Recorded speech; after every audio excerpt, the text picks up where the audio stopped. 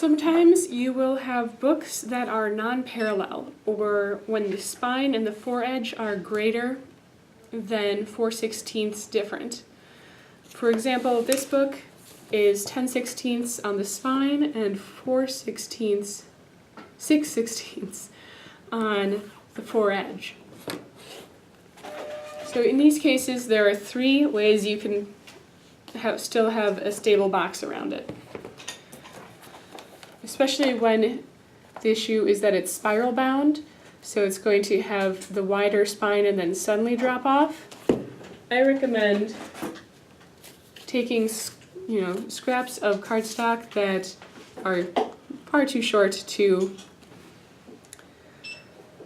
make a box out of. You can glue them together,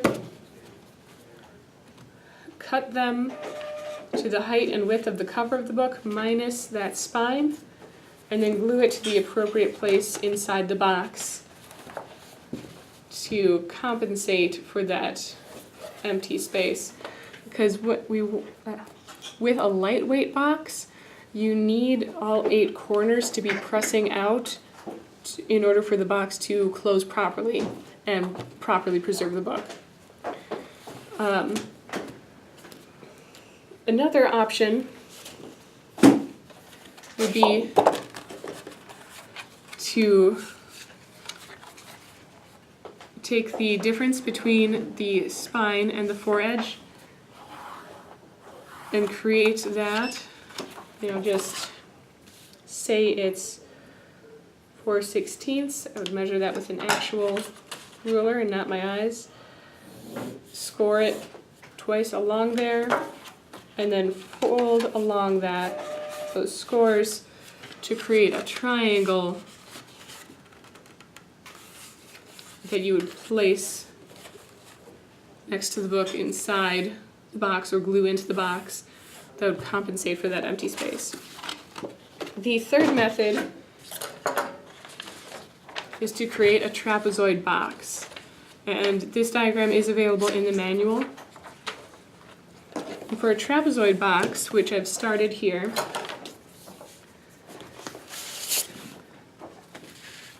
the tongue piece has gone less than the width, the spine, the width, the foredge, the width and 1.5/16, the spine and 1.5/16, and then the 2 tabs. The mouthpiece, it has less than the height on both the end panels, and it has the height and 1/16 middle panel as per the usual mouthpiece, but I've put the spine width here and the foredge width here. And it's important that I put the spine width next to the side that has the tab because we want the thicker side to be the one that we pull the book off the shelf from, because we don't want to pull other books off the shelf at that time. If you ever had a book where the foredge was thicker than the spine, you would put the foredge here and the spine there and flip everything.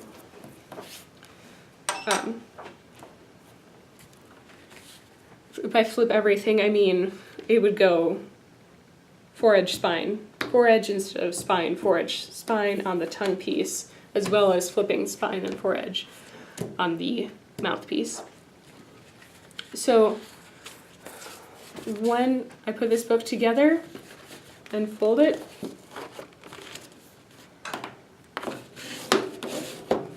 you'll see that there's this triangle that hangs over.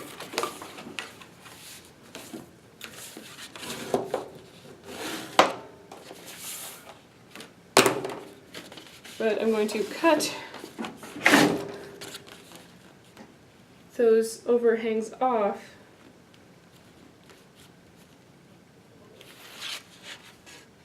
I see what I did wrong.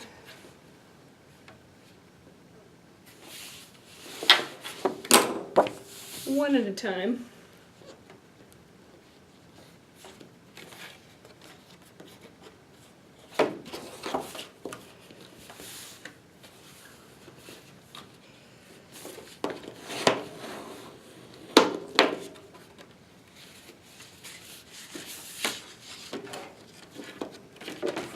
may also be easier to use the box cutter on this step if it's not quite going into the large box cutter correctly.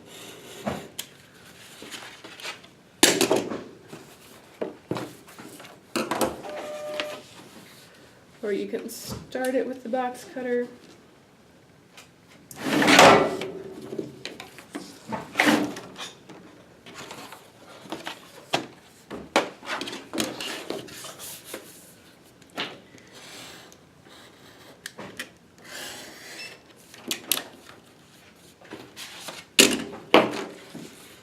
Or you could draw a line, help you get it in the right place.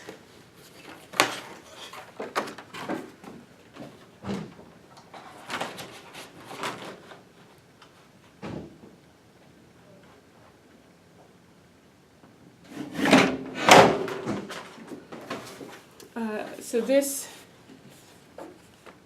is what the mouthpiece will end up looking. It's fine if you cut this angle too dramatically, as long as it's not going to get in the way of the box closing.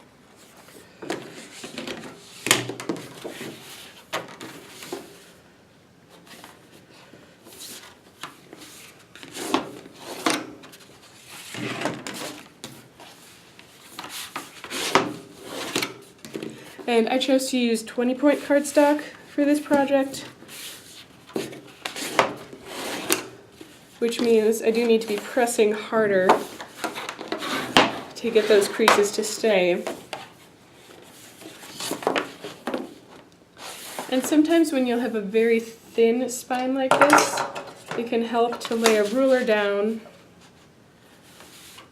as you're folding it so that you won't get stray creases, stray wrinkles.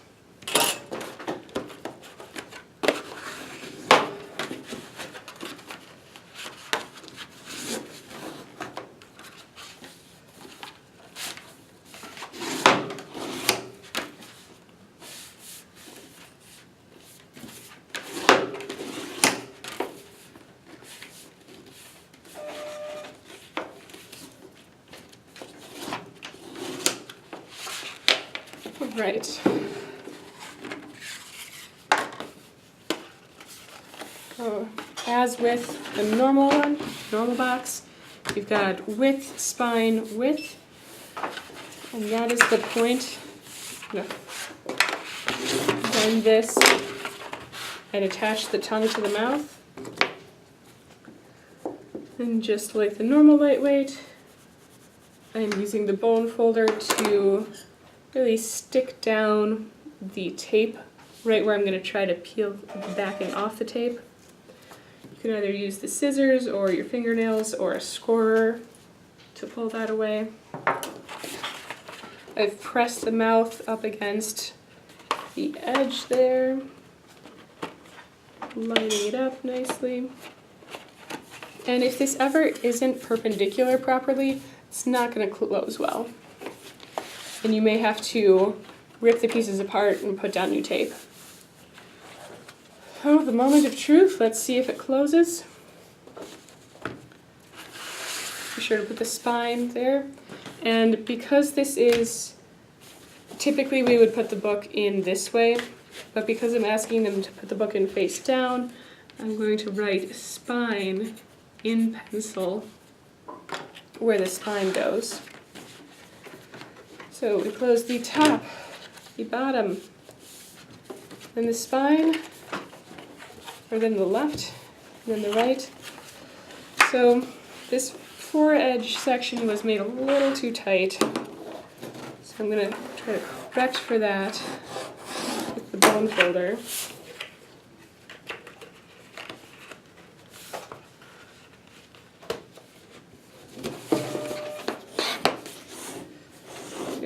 Conform these edges as well, so we get a nice close.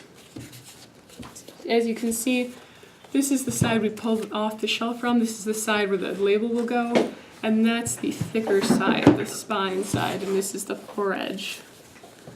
So this is how you make a trapezoid box. So there were 3 options for dealing with non-parallel. a platform of scraps that you insert inside the box to compensate for especially spiral bounds. You could have created a wedge to lay inside the box. So the outside of the box would still have been square if this wedge had been inserted inside of it, or you can create a trapezoid box.